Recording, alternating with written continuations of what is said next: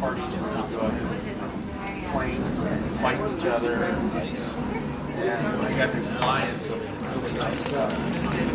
Hi there, David. How you doing? Very good. All right. Okay. Well, we might as well talk to him.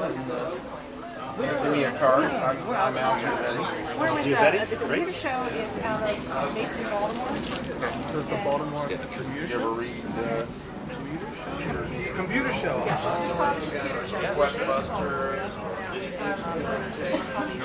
Ready for that? What do you call those? He drives off the road, right? And we're in some bad neighborhood here in LA. And there are no signs. I couldn't see any signs on any roads. We couldn't look at the map. This guy goes, there's a sign down there. He reads it. Really? He can't even see the sign. Yeah. And he reads the sign. It's, oh, now I know where we are. We got back right on the freeway. That's cool. Took us a while to figure out this guy was, Hopped up. oh, God. We went out to meet one of the Monty Python troupe. That's cool. And he drove us back to the hotel, and we're all sleeping because it's late at night. He wanted to meet us at 2 o'clock in the morning. Yeah, let's keep going. So he drove us back to the hotel. So this Battlestations, how familiar are you with the franchise? I'm not sure. Who started with this? Eidos released it 2 years ago. Okay. It was released primarily as a console strategy game. Okay. The idea was to combine strategy and action by combining real-time strategy gaming with flight gaming with naval warfare gaming. We wanted to recreate large-scale naval battles, give you that kind of intellectual challenge of But also strategically you have the commanding the ability to fleet, jump into it, right? and then jump into any of those units. It's, Travis over here was Yeah. he was flying a Corsair, right? Yeah, yeah. So you can fly the course, you can fly the planes. You can be a pilot, a captain, a submariner.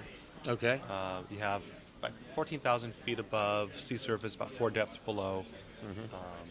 And we give you a range of different missions. Sometimes the missions are pure air, sometimes they're combined fleet, sometimes they're action heavy, sometimes they're strategy heavy. But the idea is to give you an intellectual, emotional experience.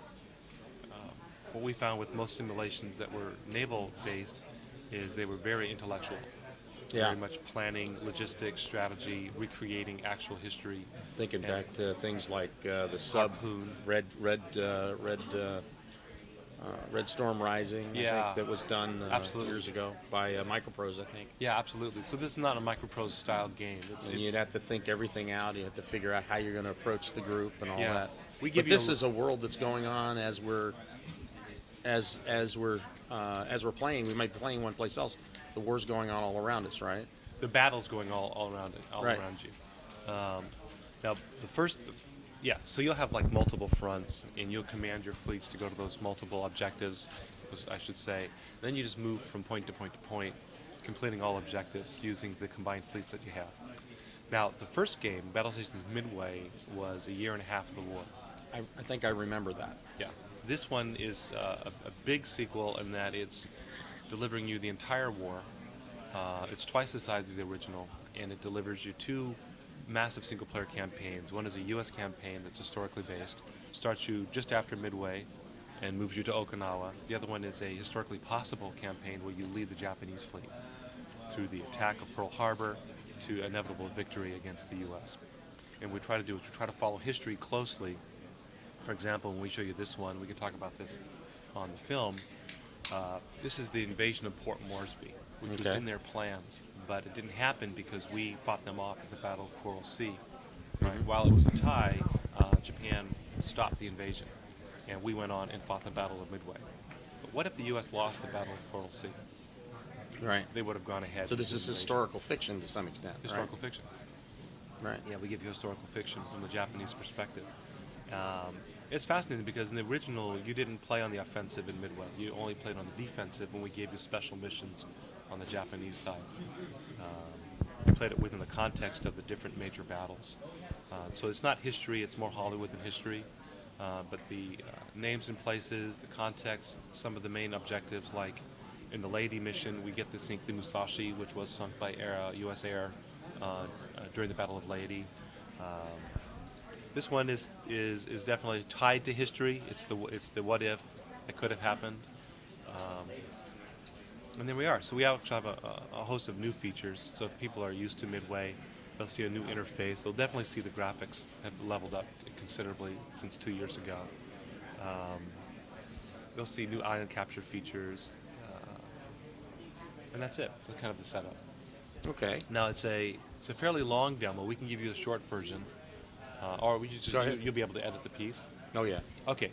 So are you filming or are we not filming? He is filming. Yes. Oh, okay, great. Why don't we go into the game? The little red lights on. He must be doing something. Let's go in. So not right now. We're on the coastline of Port Moresby. In your command is a task force. This is a Japanese heavy cruiser. You also have 2 destroyers, and then you have a convoy of transport ships. No aircraft carriers. No aircraft carriers in this battle. And these guys are carrying. These guys' target is this island here. Why don't we go to the transport? Island has no air defense. Island has radar and artillery and anti-aircraft. The U.S. fleet, I think we've surprised them. They're coming in from the port. We're going to launch our assault boats. So U.S. is in blue. U.S. in blue, Japanese in red. There's a little mini map up in the corner. Absolutely. Let's go up in the air. Up in the air we have we have a squadron of Zeros. Boy, they're doing. As you can see, you have Doing complete bad control of these Zeros. All fighters, dive bombers, torpedo planes have cockpit views. This is a new feature for the game. What we found is a lot of flight gamers were attracted to our product, and we wanted to give them a fuller experience. Let's jump into the cockpit. It's a full view. We're offering you a arcade simi experience. These that are below, so we got to get these guys if you can. The torpedoes. Yeah, they're going to put you out of commission real quick if you don't get them. So let's jump over to the Pete.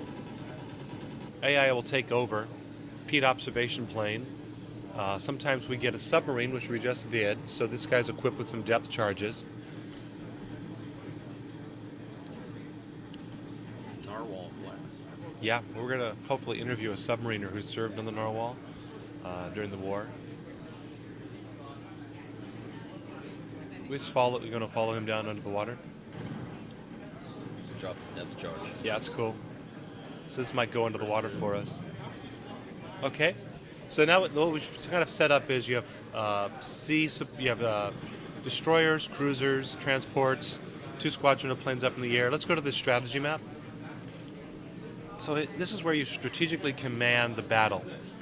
You can set waypoints, attack points. The red is the Japanese fleet. The bright red is under your control. What do you see here? Black. Yeah, the darker red is the AI task force. You're in command of this task force here. Your primary objectives is to capture this radar station, capture this airfield, fight off the U.S. attack. You can do this in any number of ways. What we've chosen to do is break off our destroyer and transport to take care of the radar station and then sweep these guys kind of in a northerly curve over to the airfield. We do that because we want to have our cruiser support any action that's happening here. The Narwhal, it must be underneath here. Oh, he's right in here. So the Narwhal is set to take out these guys, and we should pay attention to him. For the demo, I think we're going to skip it. But with this guy in the water, he's easily going to get our destroyer and transport. I can take that destroyer and start attacking. Well, let's just start attacking them there. Why don't we...